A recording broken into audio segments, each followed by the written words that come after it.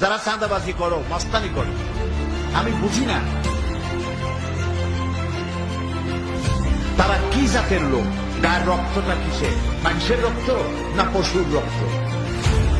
চাঁদাবাজি করতে যাও কি জন্যে? একটা মানুষ বহু টাকা বহু কষ্ট করে জমি জমা বিক্রি করে ব্যবসা করতেছে, সেখানে যাইয়া আমাদেরকে 2 লক্ষ টাকা দিতে হবে। চাঁদাবাজ এবং মাস্তান যারা চাঁদাবাজি করতে যাও, মানুষের কাছে ফেরাত যাও, ওই ভিক্ষা করে খাওয়া অনেক ভালো। মসজিদের সামনে এখন থাল নিয়ে বসে থাকে,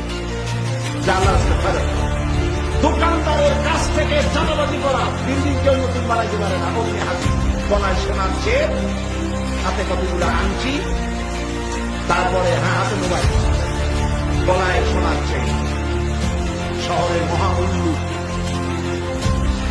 জানোয়ার বলতেছে এখানেই ফেলাইতে পারবে না, রড দিতে পারবে না, আমাদেরকে সন্তান দিয়ে। এটা কি মানুষ?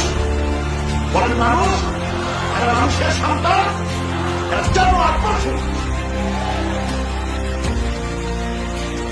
চাঁদাবাজ এবং মাস্তান সন্ত্রাসী ইসলামে এদের কোন স্থান নাই।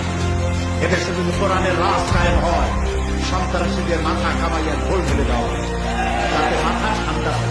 এই জন্য মাথা ঠান্ডা করিয়া বসে থাকবে। আর সকলে চাকরি দেওয়া কাজ করো আর